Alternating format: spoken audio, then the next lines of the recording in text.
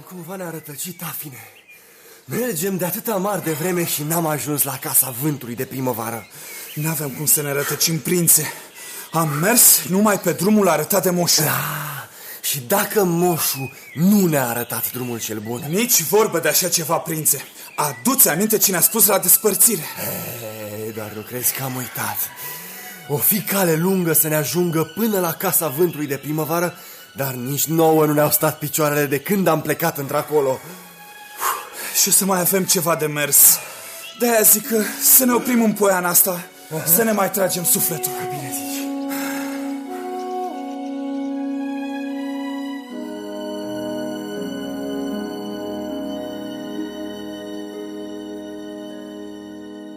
Bunicule, de ce vrea prințul să ajungă la casa vântului de primăvară?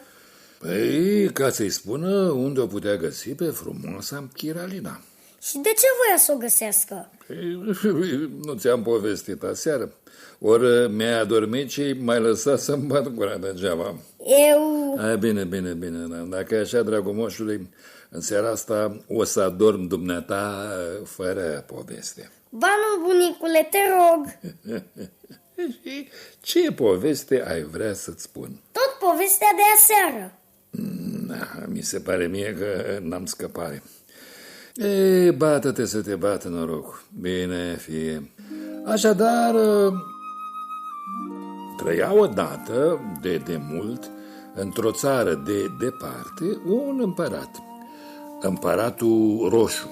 Și el, ca toți împărații, avea multe bunuri și bunătăți. De asta vecinii hrăpăreți dădeau târcoale hotarelor.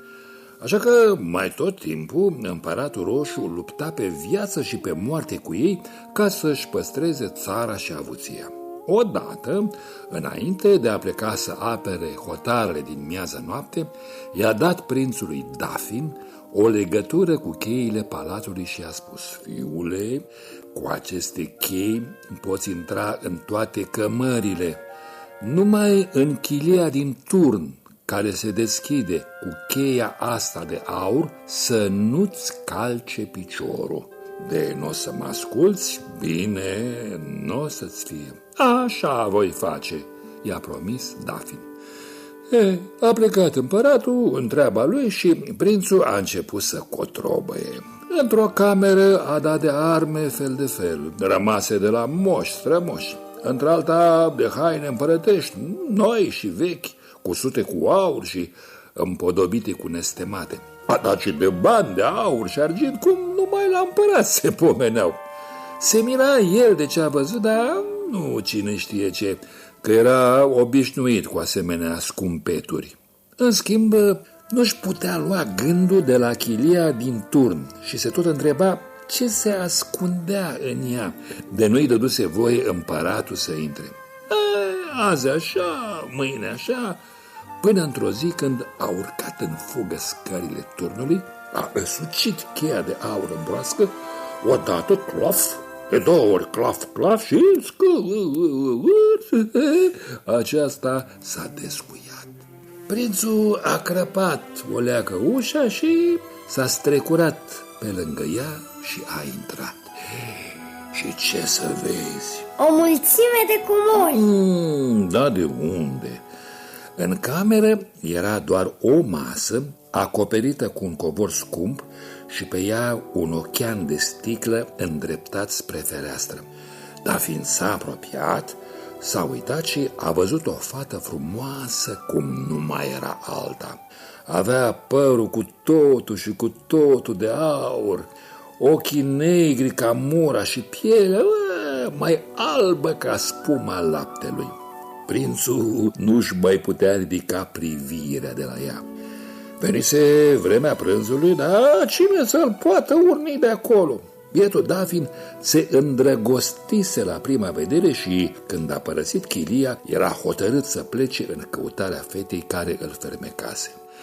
Da, vezi tu, nepoate, fata nu era nici o tânără oarecare, nici vreo prințesă.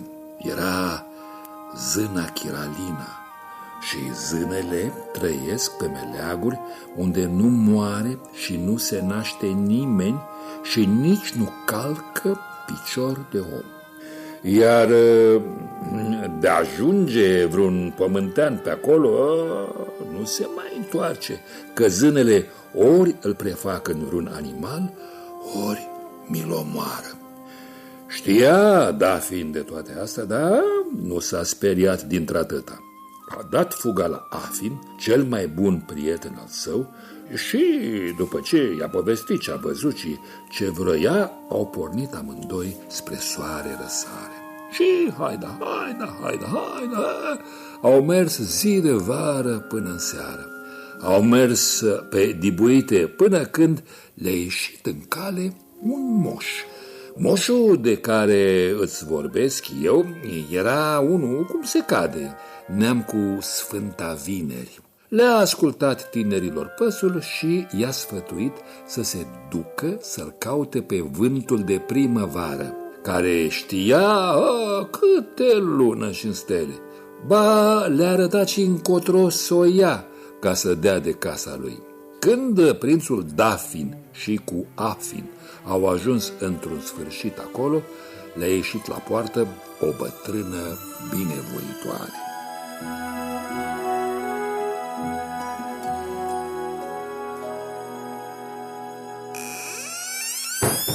Ei, bucuroși de oaspeți, măicuță? Bucuroși, că n-ar de mai răzbate careva prin locurile astea. Da, intrați, că poți fi ostenit de atâta drum. Scârțâie săraca, că cine s-o repare. Da, așezați-vă colea la masă să vă omenesc cu ceva bucate. Mulțumim de bunătate, măicuță. Așa, de unde ziceați că vă trageți? Din împărăția lui Roșu Împărat. Da, eu sunt fiul împăratului și numele meu este Dafin, iar el este Afin. Îmi e ca un frate, pentru că ne-am născut în aceeași zi. Așa. Și ce vânt va duce prin locurile astea? Vântul de primăvară, măicuță. Adică fecioarul meu. Dar ce treabă aveți voi cu el? Ne-a spus un moș că el știe pe unde o putem găsi pe zâna Chiralina.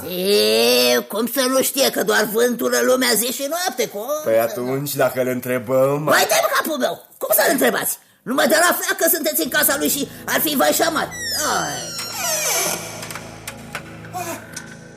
N-a și venit! Acum ce ne facem? Vezi ce vă speria? N-a venit, doar a trimis veste că-i prin apropiere și să-i pun de aleguri. Hai să plecăm, prinț. Păi nu vă spăsei că-i pe aproape. Atât ar trebui să dați nas în nas cu el. Haideți cu mine în camera alăturat. Dar crezi că e bine, măicuță? N-aveți ce alege, faceți cum vă zic eu. Așa.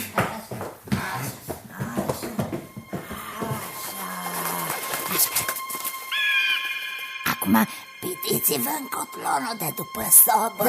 Unde? Că acolo e o pasăre mare. Păi norocul vostru că e acolo. Vârăți-vă sub aripile ei. Hai, nu vă fie teamă.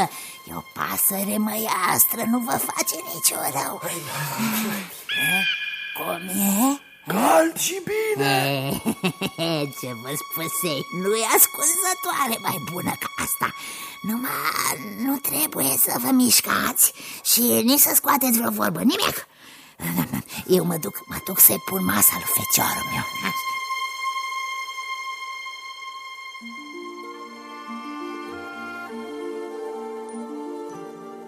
Vezi tu, nepoate, bătrânei îi plăcuse tare pe cei doi tineri și nu-i putea lăsa de izbeliște. Își puse în gând să afle de la fisul drumul către Chiralina, așa că i-a pregătit bucatele cele mai alese și plăcute lui și, după ce l-a văzut săturat, a început să-l ia cu vorba așa pe departe. Că ce mai știe despre Chiralina, că pe unde își duce ea veacul, că dacă până la ea e drum lung... Zâna Chiralina? Până la zâna Chiralina e drum lung, mamă, drum lung. Care va să zic că până să ajungi acolo îmbătrânești. Cam așa. Dar Dacă vrea, oare cineva să îmbătrânească, cine ce treabă are, nu? Numai să știe încotro să o ia. Îmi pare mie, ori mă cam escodești, mama. Tu ai fi plictisit pe acasă și o vrea să o vezi pe Chiralina. Auzi ce strige prin cap. Adică te la netam să vină să plec unde și-a înțărcat dracu copii. Am zis și eu așa, că dacă ar fi fost așa, ți-aș și povestit cum să ajungi la Chiralina cât te-ai șterge la ochi. Ți-ar de-a râde, șmecher. Cu dumneata, mamă, cum o dai, tot nu-i bine. Adică ți-ai spus cu ștersul la ochi, așa, de adevăratele? Cum altfel? Păi și atunci ce mai stai și nu vorbești, zi? Da, ce atâta grabă? Uite așa suntem noi ăștia bătrâni, curioși. Văd eu că n-am încotro. Numai că înainte să încep a povesti, trebuie să spun că dacă vorbești cu altcineva despre cele ce ai să auzi, te prefaci în stană de piatră. Vai de mine! Da, de mine și de mine. Păi da, eu de ce mă teme? Că doar toată ziulica n-am pe lângă mine decât păsările cerului și orătările din ogradă. Cine știe, poate să o rătăci vreodată careva și pe aici. Da, prin locurile astea uitate de Dumnezeu. Până una alta, mai bine apucă-te de povestit. Eu o să-mi întind oasele bătrâne pe patul de acolo, așa că te rog să vorbești tare, ca să aud cu urechile astea surde. Că bine. Acum dă-i înainte cu povestea. Cum îți spuneam, e bine așa, mamă? Da, aud așa. Așa, cine își pune în gând să ajungă la Chiralina, poate străbate drumul într-o clipită, dacă are bușteanul elelor la el. Păi și de unde să-l ia, maică? Îl caută în Pădurea Neagră. Pădurea Neagră, zisești? Da. Păi Pădurea Neagră e mare cât lumea și e plină de bușteni. Cum să mai repede găsești acum un carul cu fân? Ar fi cum zici, dacă n-ar ști că bușteanul elelor e ascuns într-o groapă din malul gârlei de păcură.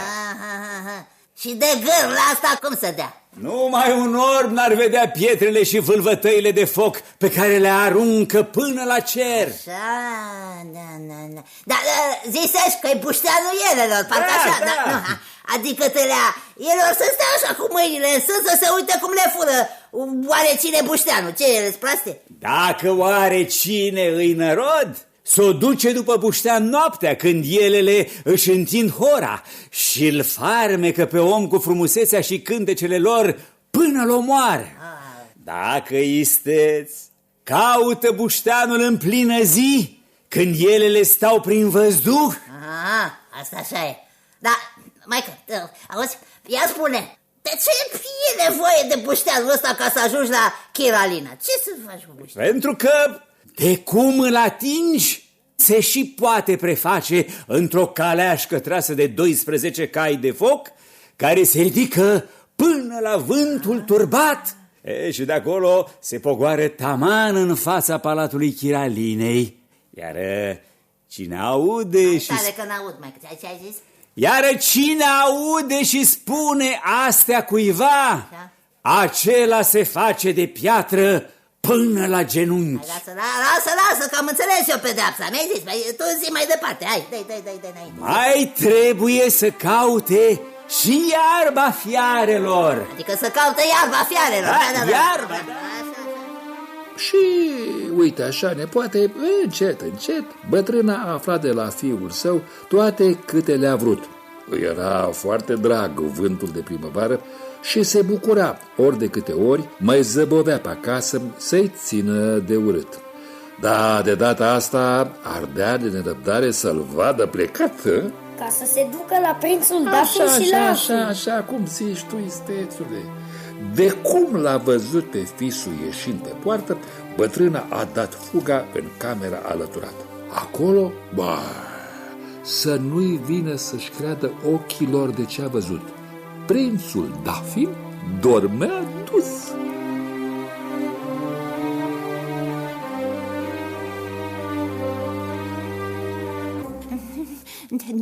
De când doarme prințul, băiete? De cum a dat de căldura pufului din aripa păsării măiastre. Și nu s-a trezit nicio clipă? Nici.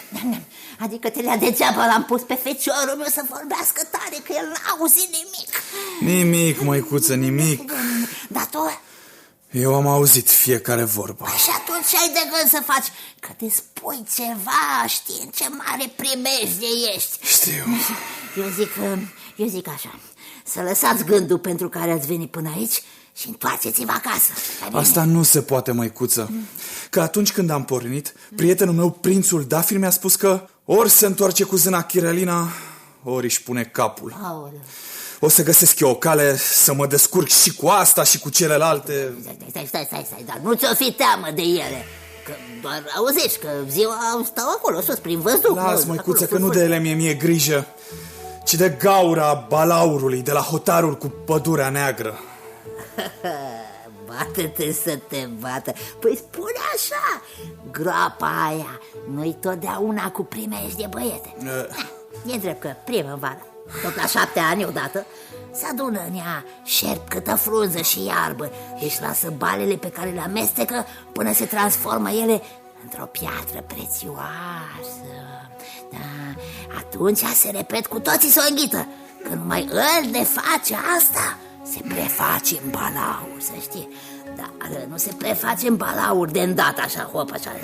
O solzi și cele 3 sau mai știu eu câte capete cresc în 7 ani. Abia după aia iese balaurul din groapă și se dă la om așa. Și noi cum să trecem de el, măicuță? O să treceți fără grijă pe lângă groapă, că șarpele mai are luni bune până să se prefacă în balaur. De rest, Dumnezeu să vă aibă în pază. Așa i-a binecuvântat bătrâna și când s-a despărțit de musafirii ei la poartă, după ce le-a dat și o traistă cu merinde. Pe drum, Afin abia descotea câte o vorbă și atunci mai mult să-și îndemne prietenul să grăbească pasul. Au intrat în pădurea neagră abia la amiaza celei de-a doua zile.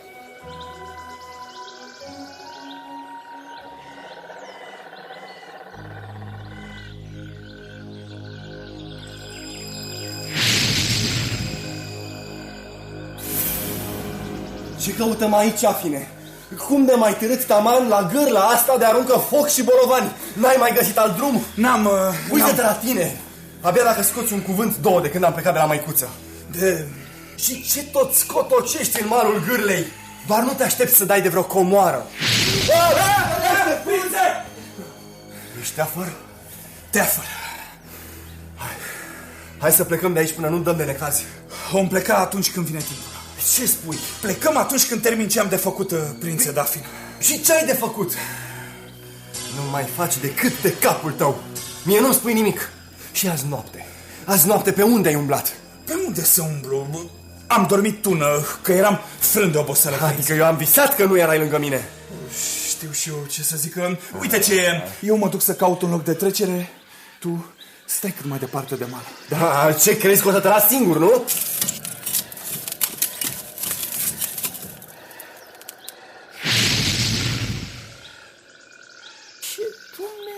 Tot scormonește Afin în malul ăla.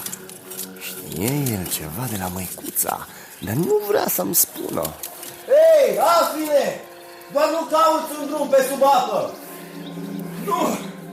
Nu un drum, prințe, ci un buștean, adică ăsta. Bucata aia de lemn, bușteanul ăsta, ce să faci cu el?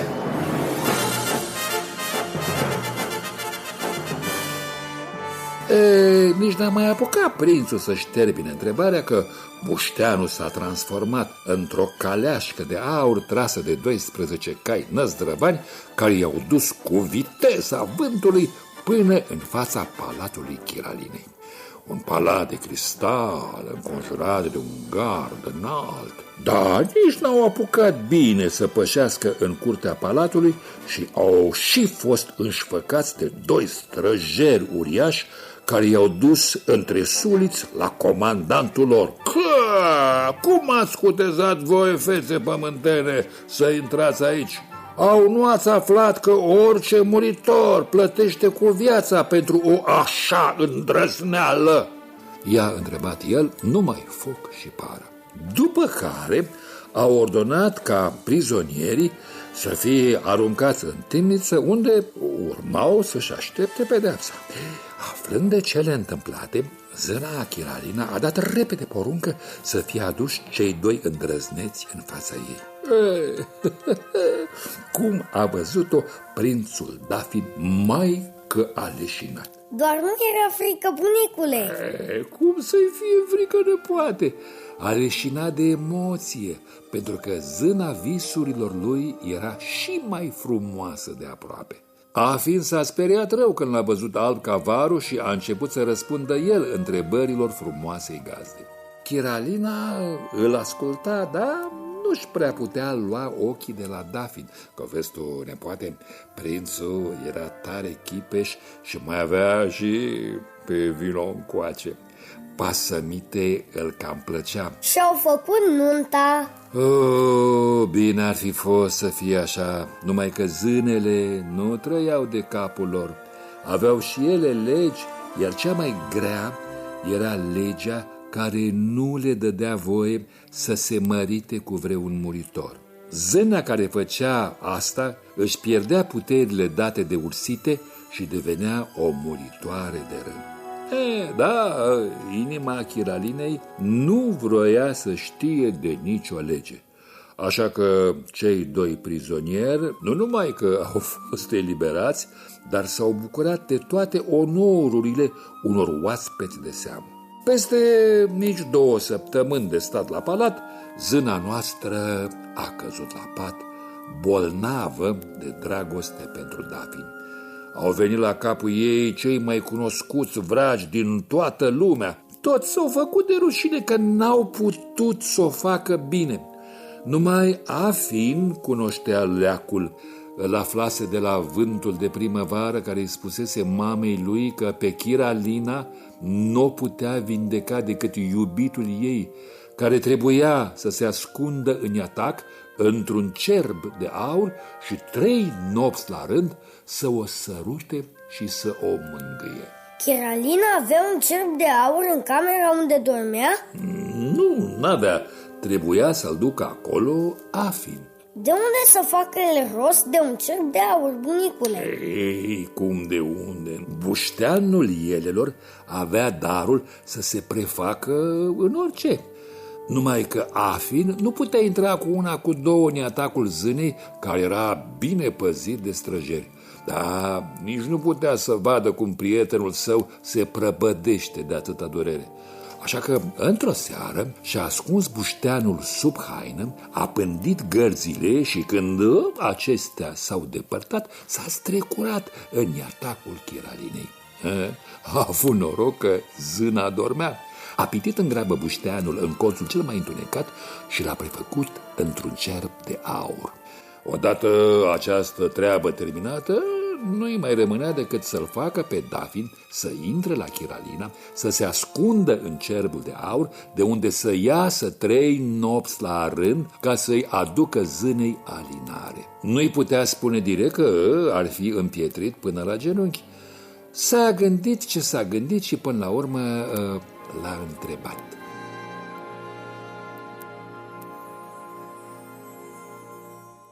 Nu crezi, prințe, că decât să te dai de ceasul morții, ar fi mai cu folos să stai alături de zâna Chiralina?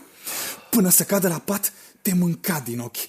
Și gândesc că i-ar face bine să te simtă lângă ea. Intru zilnic la ea. Și stai 1 ceas, 2. Doar nu mă bănuiești că n-aș vrea să stau mai mult. Nu zic asta, ci mă gândesc că timpul e prea scurt și zâna care o duce tot într-un somn n-are când să-și dea seama că ești pe acolo.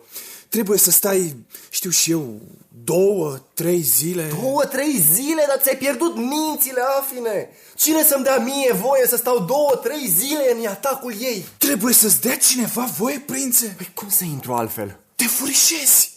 N-ai văzut ce forfotă e pe acolo? Unul intră, altul iese. Sunt și doamnele de companie ale prințesei. Mai sunt și străjerii de pază. De ei cum să trec? Trebuie să te învăț eu, prințe. Și ce folos? Că până la urmă tot o să dea de mine și o să mă gonească. Dar de ce trebuie să te vadă? Te pomenești că știi tu vreo vrajă care să mă facă nevăzut. Ce-ți trebuie, vrajă, prințe? Camera e mare și are colțuri întunecoase și fel de obiecte în care te poți ascunde ziua. Tu unde te-ai ascunde, Afine? Eu? Uite că nu m-am gândit. Da, acum că mă întrebi, cred că m-aș ascunde în colțul din dreapta, că e mai întunecat și parcă am zărit și ceva pe acolo în care te-ai putea pitula. Adică ce?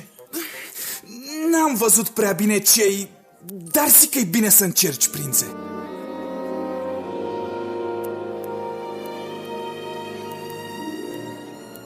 Bietul Afin nu-i putea spune mai multe, dar îndemnul lui n-a fost degeaba. Dafin n-a mai așteptat mult până să se strecoare în atacul Chiralinei. Ziua stătea ascuns în cerbul de aur, noaptea și-o petrecea la căpătâiul ei, sărutându-i fruntea fierbinte și mângâind-o. Și în a treia zi de dimineață, zâna s-a sculat vioaie din pat și a cerut să-i se aducă de mâncare. A fost o bucurie mare în tot palatul.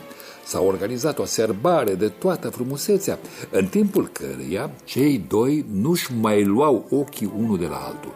Și Chiralina și Dafin au trăit fericiți până la adânci bătrâneți. Nu cumva ți s-o fi făcut somn de te grăbești așa? Ba nu-mi e somn, bunicule, dar nu se termină toate poveștile așa? Se termină, dar până să trăiască fericiți prințul și iubita lui soață, mai aveau de trecut multe necazuri. Noroc că l-aveau alături pe Afin, prietenul lor de nădejde și multe știutor. S-au bucurat cei trei unul de altul ceva vreme și, într-o zi, când le era lumea mai dragă, în curtea palatului a intrat un negustor care a început să-și facă reclamă la marfă. Afin a tresărit din toată ființa. Știa tot de la vântul de primăvară că negustorul fusese trimis de mama cribățului, o bătrână rea și ursuză, geloasă pe frumusețea și tinerețea zânei. Îl trimisese cu 2 cămăși otrăvite și îi poruncise să îi le vândă musai Chiralinei, care urma să moară de cum le îmbrăca. Aproape sufocat de spaimă, Afin a dat fuga la prinț.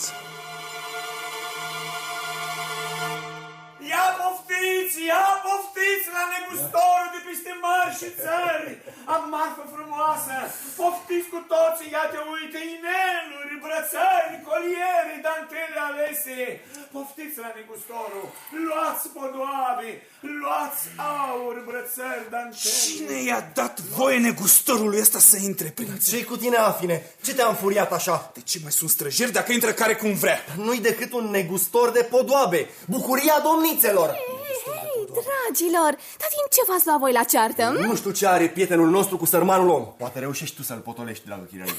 Afine, ce te-a supărat, dragul meu? Hai că nu-i primul negustor venit la palat și cu voia lui Dumnezeu nici ultimul. Auzi, dar fără unul ca el, cum să ne facem mai frumoase, Afine? Uite-te și tu, chiar eu am dat poruncă să-l lase să intre în palat, să știi. Dar ce să caute? Doar nu ai vrea să ies eu în curte, nu? Să trăiți, domniile voastre, cu plecăciune frumoase, domnițe.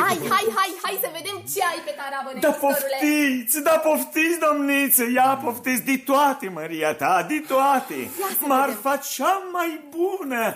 Ia te uită, ineluri, brățări și colieri din Veneția, diamante, rubine, safiri, danteluri și conduri, domniță. Dar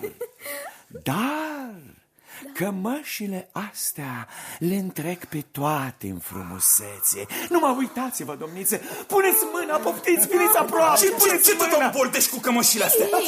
De ce nu m-aș uita, Afine? Ce înseamnă niște cămăși pe lângă toate podoabele astea de aur și nestemate și... Păi era până la podoabe, trebuie să ai și cu ce te îmbrăca, nu? Așa-i cum spuneți, domnițe, că doar asta. Hai, tu vezi de treaba ta, negustările, dacă nu vrei să te dau de-a dura pe scări. Ce Dumnezeu e cu tine, Afine? Ce ai? Cine sau ce te-a adus în starea asta, dragule? Hai mai bine să plecăm, Afine. Să o lăsăm pe Chiralina să-și aleagă ce poftește. Hai. Bine, plecăm. Numai să nu regreți pe urmă. Hai, lasă. Domnițe bună, domnițe, ia privește, e o marfă frumoasă. Da. Vedeți și dumneavoastră câte ineluri, uite câte brățări, câte colieri. Da, asta, mai ales danteluri alese.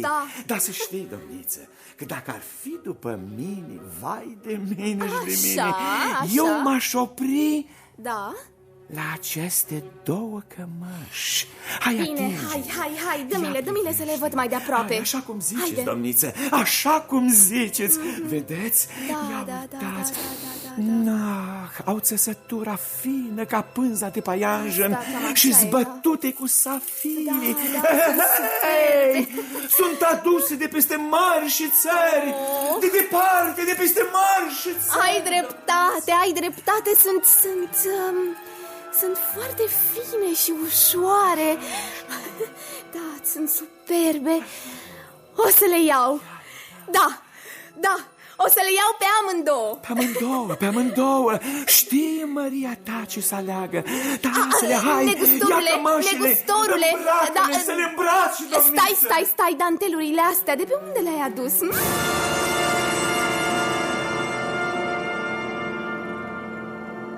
După ce și-a pus pe ea prima cămașă, Chiralina a început să se simte rău, iar când a doua zi a îmbrăcat-o pe cealaltă, s-a îmbolnăvit de moarte. Vracii veneau, îi dădeau hapuri, dar ea nici gând să se înzdrăvenească. Doar Afin știa că se face bine numai dacă o stropește cu lacrimi de turturică. Dar ce, bunicule, turturelele plâng? Nu era vorba de lacrimile unei turturici obișnuite, ci de o prințesă prefăcută în pasăre de o slujnică geloasă care râvnea la logodnicul ei. Trecuse multă vreme de atunci, dar turturica nu se mai oprea din plâns. Afin îi cunoștea povestea și aflase de la vântul de primăvară și unde o putea găsi.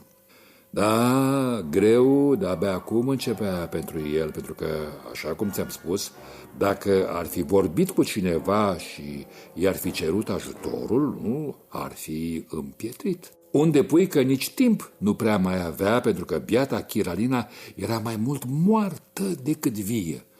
Pe de altă parte, Dafin nu se mișca de lângă patul iubitei lui soții. L-a pândit Afin ce l-a pândit și, de cum acesta, răpus de oboseală, a plecat să se odihnească puțin, a intrat pe furiș în atac și a stropit bolnava cu lacrimile de turturică. Da, oricât s-a ferit el, tot a fost văzut de una dintre doamnele de companie ale prințesei. Aceasta a dat fuga la Dafin să-l părească. Numai că nu a spus ce a văzut, ci a scornit o poveste care a dus la o mare nenorocire. Stăpâne, iertare, stăpâne. Ce-i?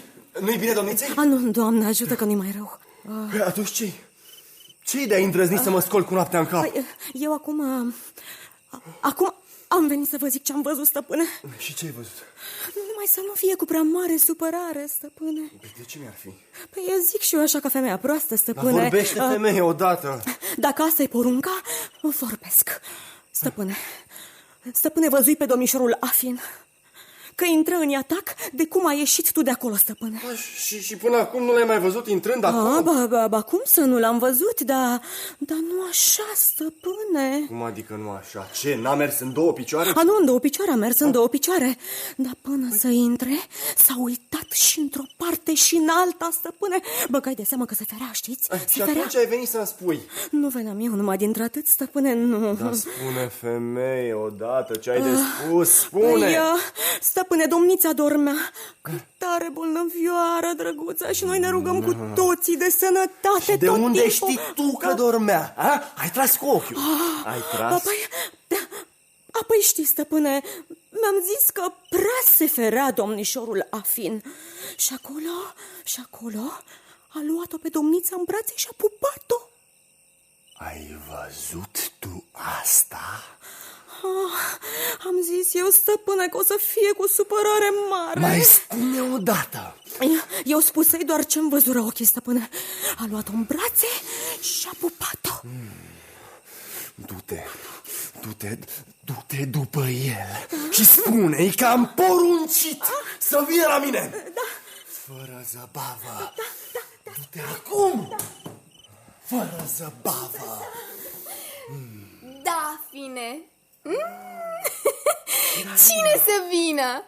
Cine să vină așa gravnic, dragul meu? Alina, ce-i cu tine? N-ai voie să te ridici din pat. Dar nu crezi că am dormit destul, dragul meu? La boală e nevoie de multă odihnă. Arăt eu a om bolnav, Dafine? Uite-te la mine. M-am trezit cu o poftă de viață cum nu știu să mai fi avut vreodată. Doamne, dar asta e o minune cerească. Da, asta zic și eu. Și mulțumesc lui Dumnezeu că s-a îndurat, Dafin. M-ai chemat, prințe? Afine! Da, cum de te-ai sculat din pat, Chiralina? Da, de ce aș mai fi stat dacă mă simt așa de bine? Slavă Domnului că ai zăcut destul. Și vă mulțumesc că m-ați chemat așa în grabă să ne bucurăm împreună de însănătoșire. Mi-ar fi plăcut să te fi chemat de asta, Afine. Dar fapta ta mi-a întunecat bucuria. Cum? Care faptă? Despre ce vorbești, prințe? Despre fapta pe care ai făcut-o aseară. Aseară? Ai intrat sau nu aseară în atacul Chiralinei? Am intrat. Cum s-ar zice, recunoști? Păi, de ce să nu recunoască, dragul meu, că doar nu odată m-a vegheat cât ai mers să pui puțin capul pe perină, nu? Aseară n-ai intrat ca să te vegheze. Dar de ce? Asta o să ne mărturisească el. Nu-i așa, Afine? Nu știu ce vrei să mărturisesc. Ce ai făcut? Bine, atunci am să spun eu ce ai făcut.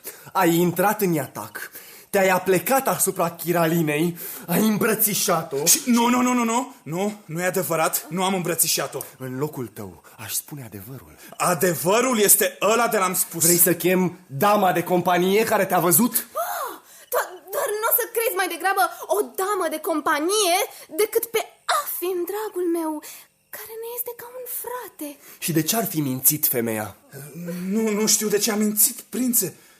Dar nu s-a întâmplat cum a spus ea. E adevărat că aseară, după ce ai plecat, am intrat în atac. E adevărat că m-am apropiat de patul Chiralinei, că m-am aplecat asupra ei, dar nu ca să o îmbrățișez. Atunci, de ce? Probabil, Afin, ai vrut să vezi dacă dorm. Nu-i așa, dragul nostru prieten? Nu cred o iotă din ce spune. Dafin. Eu mă știu cu inima curată și fără fățărnicie. Și așa am fost de când mă știu, prințe. Mă doare să văd că îndoiala s-a evit între noi. Doar noi crede că eu mă bucur să aud că mi-ai trădat prietenia.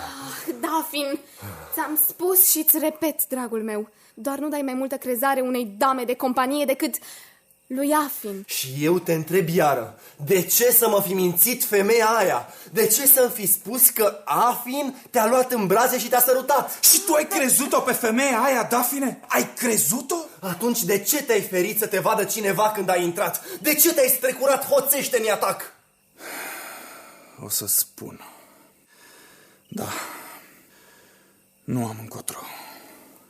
Mai bine mor decât să văd că îndoiala crește și ne desparte. Foarte bine. Spune și tu odată adevărul. Totdeauna ți-am spus numai adevărul, prințe. Când nu ți l-am putut spune, am tăcut. Dar nu te-am mințit niciodată. Niciodată. Mai bine vă las singur. Ba, te rog să stai cu noi, să auzi cele ce am să spun. Și după ce o să auzi, să judeci singură dacă i-am fost sau nu credincios până în ultima clipă prințului. Dar ce vorbă e asta, ultima clipă, Afine? Ce pericol te paște, dragul meu? Odată vina mărturisită, urmează pedeapsa. La fapta lui, pedeapsă pe măsură. Dafin, n-ar fi mai bine să-l ascultăm întâi, dragul meu? Fie, cum zici tu. Toate au început după ce, ascunși sub aripa păsării, tu ai adormit, prințe, și n-ai auzit nimic din ce a povestit vântul de primăvară mamei sale. Așa va să zică. Și atunci de ce nu mi-ai spus nimic? Ba mai și mințit că, vezi, Doamne, măicuța n-a putut să afle nimic. Da. Asta e singura minciună, prințe. De ce nu-l las să vorbească, Dafin? Îl las. Hai să vedem ce mai scornește. Vă jur că tot ce o să auziți este adevărat. Ce te-a oprit să-mi spui adevărul până acum? Dafin. O să-ți dai seama când o să vezi ce mi se întâmplă în timp ce-ți povestesc. Pe măsură ce își depăna povestea, Afin împietrea sub ochii îngroziți ai prințului și ai Chiralinei. În acel moment, Dafin nu și-a mai găsit liniștea. Nu-și putea ierta nesăbuința de a nu fi avut încredere în cel care îi fusese ca un frate. Alături de el suferea și Chiralina, care, în vremea petrecută împreună, ajunsese să-l îndrăgească pe Afin. Într-o noapte, Dafin a fost trezit de țipetele de spaimă ale Chiralinei.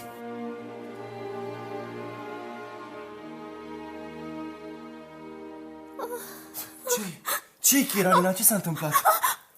Ce? Dafine, am avut un vis groaznic.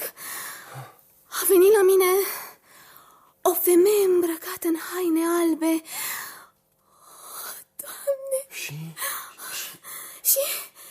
Și când a fost foarte, foarte aproape, m-a întrebat dacă ți-e dor de Afin.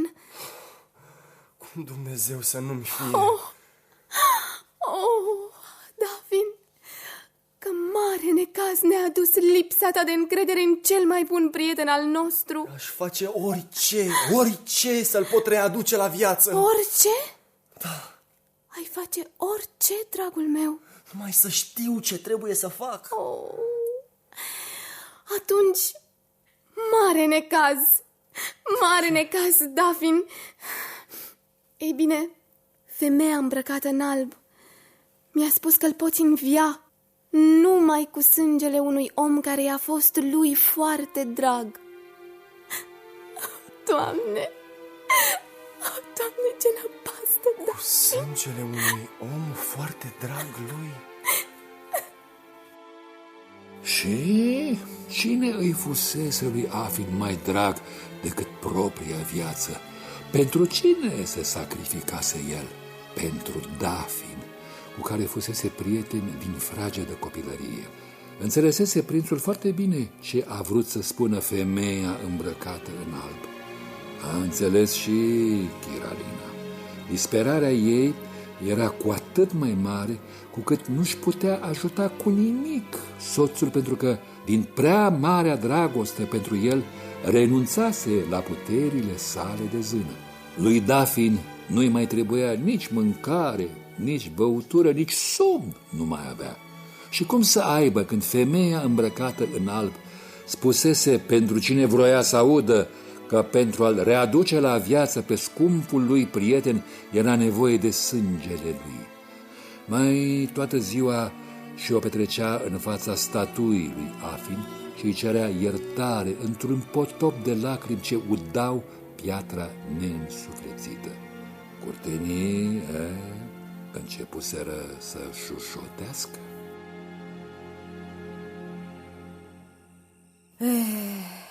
Dacă o să o țină tot într-un plâns, nu cred că o mai duce mult prințul nostru. Așa-i, De ună se văita și sărmanul împărat. Zicea că nu mai știe ce să-i spună și ce să-i facă, să-l vadă din nou cu chef de viață. Păcat, mare păcat. Dar să ai așa o mândrețe de femeie cum e Chiralina și un copil frumos ca un înger și să nu te bucuri de viață. Și a făcut-o cu mâna lui. Dar de fapt, care a fost povestea? Am auzit eu câte ceva, dar nu m-am lămurit tocmai bine. Păi nici eu nu știu prea multe. Așa. Decât că ultima dată când a fost Chiralina bolnavă, o femeie s-ar fi dus la prinț și i-ar fi spus că Afin ar fi intrat în atacul ei și ar fi sărutat-o. Nu cred să fi făcut așa ceva. După cât de credincios i-a fost prințului de când s-a născut. Nici eu nu cred, dar uite că Dafin a crezut-o, da. L-a chemat. Dar Chiralina ce-a zis? Că ea nu crede, chit că dormea. Așa. Dar prințul nu și nu, că a fost cum i-a spus femeia aceea. Degeaba s-a jurat Afin că nu e adevărat, degeaba. Dar cum de s-a prefăcut sărmanul Afin în stană de piatră? Așa era blestemul pentru cel ce avea să povestească toate câte le-a auzit. Despre drumul până la zâna Chiralina și pentru salvarea ei. Așa să zic. Frumos l-a mai răsplătit Dafin. Acum degeaba plânge, că de înviat nu-l mai poate învia.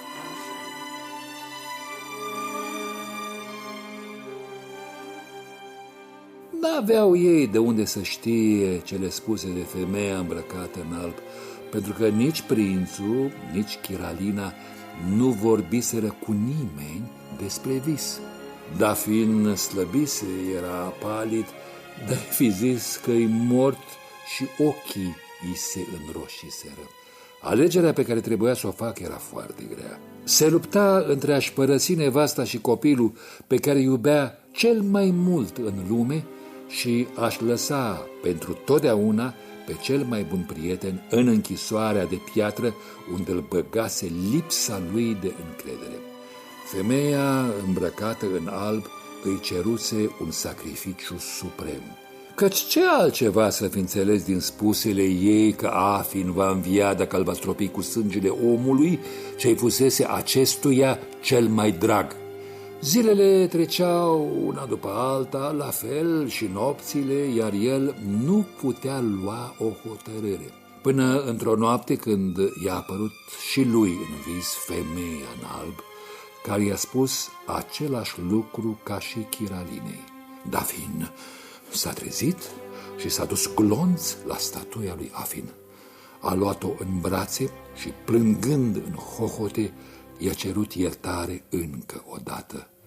Ca prin vis, i-a auzit vocea lui Afin venită ca din altă lume. Unde pleci, prietene, de ți-ai rămas bun? Unde te duci fără mine? Speriat, Dafin și-a ridicat privirile spre cer. Doamne, ajută-mă, Doamne, ferește-mă de năluci. Și în timp ce se ruga, își strângea și mai tare în brațe prietenul neînsuflețit, parcă cerându-i să-l păzească, așa cum făcuse toată viața. Și în timpul ăsta, lacrimile ce-i curgeau și roaie cădeau pe piatra rece a statuii. Se repezi la una dintre făcliile care luminau sala, o smulțe din locul ei și se apropie de statuie.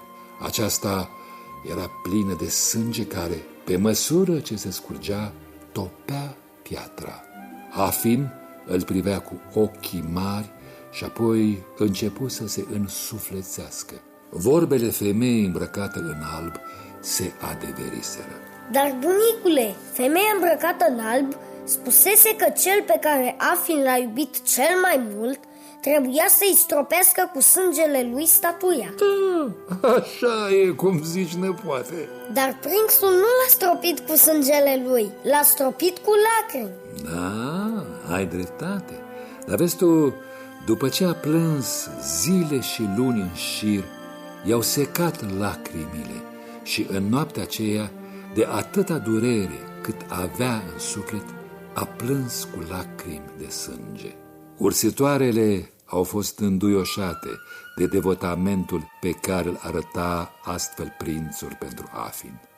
Acum să fi văzut bucurie la curtea împărătească. 3 zile și 3 nopți au petrecut și s-au bucurat, iar oamenii au tot povestit multă vreme despre prietenia adevărată ce-i legase pe cei doi.